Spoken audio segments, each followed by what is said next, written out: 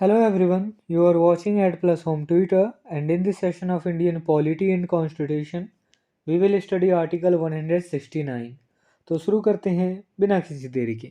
जैसा कि आपको भी पता है, भारतीय संविधान यानी इंडियन कॉन्स्टिट्यूशन को आर्टिकल्स में बांटा गया है और इन्हीं आर्टिकल्स को 22 पार्ट्स के अंतर्गत रखा गया है। इसी 22 पार्ट्स में से 6th पार्ट में द स्टेट्स के बारे में बताया गया है, जिसके अंतर्गत आर्टिकल 152 से लेकर आर्टिकल 237 तक के सारे आर्टिकल्स आते हैं। यहाँ हम बस आर्टिकल 169 पर चर्चा करेंगे। देखिए, आर्टिकल 169 पार्ट 6 के चैप्टर 3 के अंतर्गत आता है। चैप्टर 3 में द स्टेट लेजिस्लेचर के बारे में बताया गया है।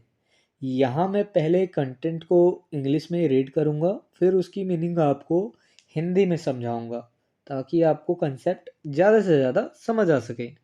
आर्टिकल 169 टॉक अबाउट एबॉलिशन और creation of legislative councils in states. Article 169 में राज्यों में लेजिस्लेटिव काउंसिल यानी विधान परिषदों के एबॉलिशन और क्रिएशन पर चर्चा की गई है। ये बात आपको भी पता है कि किसी पर्टिकुलर स्टेट में दो लेजिस्लेचर हो सकते हैं।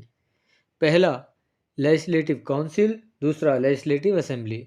तो इस जो आर्टिकल में है, आर्टिकल 169 में लेजिस्लेटिव काउंसिल के क्रिएशन और एबॉलिशन के बारे में बताया गया है कि किस तरीके से क्रिएट कर सकते हैं लेजिस्लेटिव काउंसिल और किस तरीके से एबॉलिशन कर सकते हैं उसका। तो इसमें इस बात पर चर्चा की गई है।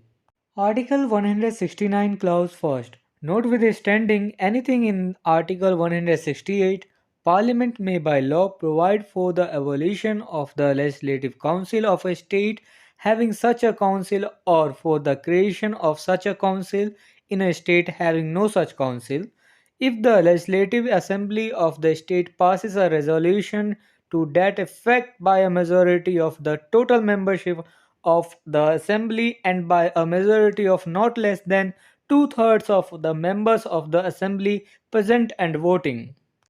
आर्टिकल 168 में किसी भी बात के होते हुए भी पार्लियामेंट कानून द्वारा किसी लेजिस्लेटिव काउंसिल वाले राज्य में जिसमें लेजिस्लेटिव काउंसिल है, लेजिस्लेटिव काउंसिल के अबॉलिशन यानी समाप्ति के लिए, या ऐसे राज्य में जिसमें लेजिस्लेटिव काउंसिल नहीं है, लेजिस्लेटिव काउंसिल के क्रिएशन के लिए उपबंध कर सकेगी।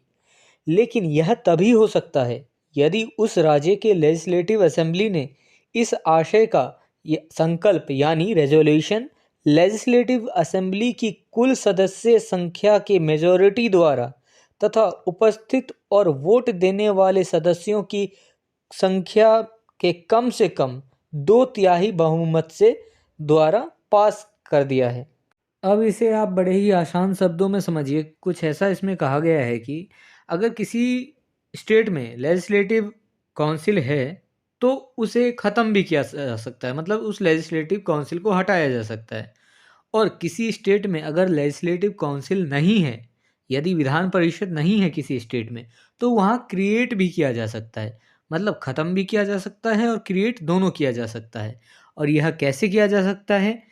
देखिए, हर स्टेट में लेजिस्लेटिव असेंबली तो होता ही होता है, यानी विधानसभा, जिसे हम जैसे लोगों द्वारा चुना जाता है। हम चुनते हैं एमएलएस को और एमएलएस जो हैं वो बैठते हैं विधानसभा में यानी लेजिस्लेटिव असेंबली में। यदि उस लेजिस्लेटिव असेंबली में फुल मेजॉरिटी से यह रेजोल्यूशन पास कर दिया गया कि लेजिस्लेटिव काउंसिल होना चाहिए, ठीक है, यह रेजोल्यूशन लाया गया कि लेजिस्लेटिव काउंसिल होना चाहिए, या अन्यथा जो भी उस वक्त उपस्थित मेंबर्स होंगे, उन उपस्थित मेंबर्स में से 2/3 लोगों ने बिल को पास कर दिया, 2/3 लोगों को के द्वारा बिल को पास कर दिया गया, तो लेजिस्लेटिव काउंसिल क्रिएट भी किया जा सकता है, लेजिस्लेटिव काउंसिल को अबॉलिशन भी किया जा सकता है यानी ख़त्म भी किया जा सकता है। तो यह कैसे होगा? मान लीजिए कि 300 लोग बैठे हैं लेजिस्लेटिव असेंबली में, 300 में से 200 ने अगर मंजूरी दे दी कि हाँ, लेजिस्लेटिव काउंसिल क्रिएट किया जाना चाहिए या फिर एबॉलिशन किया जाना चाहिए, तो वो पास कर दिया जाएगा। और रेजोल्यूशन जो संकल्प लिया जाएगा लेजिस्लेटिव असेंबली द्वारा, यहाँ पे मेजॉरिटी की बात की गई है। आप देखते होंगे जब चुनाव कोई जीत कर आती है कोई भी पार्टी, तो वहाँ पे एक मेजॉरिटी लेकर आती है। मेजॉरिटी मतलब 50% से ज़्यादा। तो यहाँ पर उसी मेजॉरिटी की बात की गई है। जो संकल्प या रेजोल्यूशन लिया जाएगा वो कुल सदस्य संख्या के मेजॉरिटी का लिया जाएगा। जो भी ऐसा रेजोल्यूशन पास किया जाएगा कि लेजिस्लेटिव काउंसिल को क्रिएट करना है या फिर लेजिस्लेटिव काउंसिल को हटाना है, तो इस तरीके का जो रेजोल्यूशन लाया जाएगा वो मेजॉरिटी के साथ लाया जाएगा। Article 169 clause second. Any law referred to in clause first shall contain such provisions for the amendment of this constitution as may be necessary to give effect to the provisions of the law, and may also contain such supplemental, incidental, and consequential provisions as Parliament may deem necessary। Clause first में जो भी मैंने इसमें बताया उसमें दिए गए किसी भी कानून में इस संविधान के अमेंडमेंट यानी संशोधन के लिए ऐसे प्रावधान शामिल होंगे जो कानून के प्रावधानों को प्रभावी बनाने के लिए आवश्यक हो सकते हैं, और इसमें ऐसे सप्लीमेंटल, इंसिडेंटल और कॉन्जिक्वेंशियल प्रोविजंस भी कंटेन हो सकेंगे जिन्हें पार्लियामेंट आवश्यक समझे। देखिए, इसे आसान शब्दों में समझिए। क्लॉज फर्स्ट में जो भी हमने पढ़ा उसमें जो भी कानूनी संबंधी बात बताई गई, तो उसमें ऐसे प्रावधान भी शामिल हो सकते हैं जो इस कानून में संविधान में संशोधन कर सके, इस संशोधन को जो जो वो संशोधन कर सके जो नेसेसरी है। ठीक है, जो इस संविधान के प्रावधानों को इफेक्टिव बनाने के लिए नेसेसरी हो वैसे संशोधन कर सकते हैं। और साथ ही साथ कुछ सप्लीमेंटल, इंसिडेंटल और कॉन्जिक्वेंशियल प्रोविजंस पे भी कुछ प्रावधान भी पार्लियामेंट अगर के द्वारा, संसद द्वारा अगर नेसेसरी लगे तो वो भी किए जा सकते हैं। Article 169 clause third.